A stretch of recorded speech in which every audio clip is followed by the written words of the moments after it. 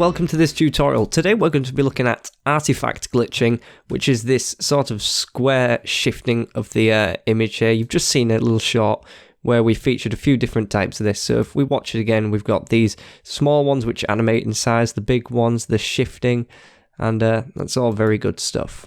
So if we look in here, we can see a few of unnamed adjustment layers, which are the displacement with masks, and then we've got this one over here which actually uses a displacement map, and we'll get on how to do that. So first things first, I'm going to create a new project and I'm going to make anything I can right now. So if I just do a new composition, I'm going to call it footage, 1280 by 720, 10 seconds long, looks good to me. Hit OK. So you don't need to pay attention to this bit. Right now I'm literally just making a scene to glitch. So it's a disgusting image, but at least this is going to help us see the glitches in their full form. So there we go. So this is our disgusting image, and I'm going to glitch it. So firstly, I'll start off with the simple masking glitch, which is very easy to do. So take your footage, drag it into a new composition, and we're going to create a new adjustment layer.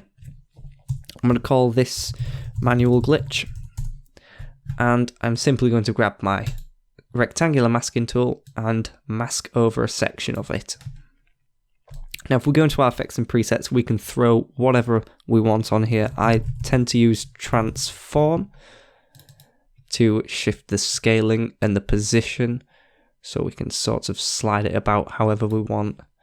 And then I'm going to throw on some hue and saturation, tilt the hue a tiny bit, saturation down, and then throw on some noise. Just like that. And you can even duplicate this layer if you wanted, and take an extra chunk out, which I'm going to intersect, and you can get a little bit more out of your glitching. If I'd get rid of the first mask and extend that along, so set that back to add, and simply move that along, I've got a glitch upon a glitch, and you can animate these in whatever way, shape or form you want.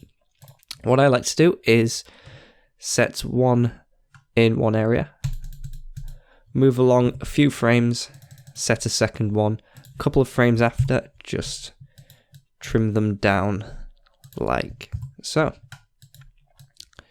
So then when you watch it in full, you get some actual artifacting going on.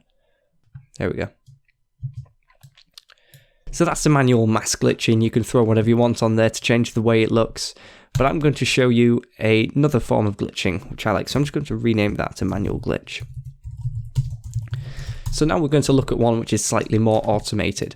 So first things first, I'm going to get my footage and drag it into a new composition again, and now we're going to create the mat for our glitching. So if we create a new solid, and all we're going to do is create a series of rectangles and animate them. So to do this, I'm going to take some fractal noise, throw it on. I'm going to up the contrast greatly, and then go and search up mosaic. So when you throw that on, you'll get all of these rectangles. If you hit sharp colors, you get a few different ones there. So you can animate the amount of blocks you have to create thicker glitches, thinner glitches, and you can really animate this however you want. And then throw on some levels, throw that on there, and you can change this to get rid of some blocks or create more blocks. It's entirely up to you. So right now it's not animating, so all we need to do is to go back into the evolution options, and we need to alt click on the random seed and type in an expression which is times, which is an asterisk, and any number. I like to choose 40.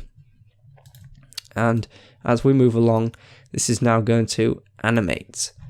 Excellent. So now I can start choosing how I want it to look. So I want a few long glitches like that. There we go. I'm also going to pull this down a bit so I get a few not so dark ones, and if I adjust the brightness, I should eventually see a difference in the amount of glitches I have. Right, so I've got no glitches at all there. Here we go. That's a bit more reasonable for me. So now that we've got that layer done, we're going to highlight it and want to go to layer and pre-compose, and we need to make sure we move all attributes so all the effects go into the new layer, and we'll call it the glitch map. And there we go. So we'll turn that layer off for now, but we do need this in a second. So let's create our actual glitch now. Let's create a new adjustment layer, and we're going to throw on again transform, and I'm going to scale it up. I'm going to slide it over. We're going to throw on our noise, and we're really just going to throw on whatever we want to make this glitch happen again. I'm going to tint it completely black and white. And let's just throw on some levels. And I'm going to fix this up a bit because I put 100% noise. Not a good idea. Right, okie dokes. Let's just get rid of some of that tint.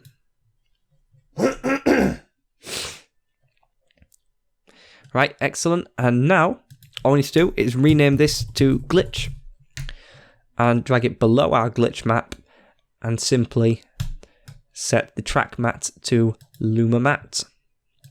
And there we go, wherever those squares were, it's now glitching. Now this is obviously a very bad way of showing it. You can see that this doesn't sell the effect whatsoever, but you can use this to create all sorts of different glitch maps, and you can even displace with our glitch map.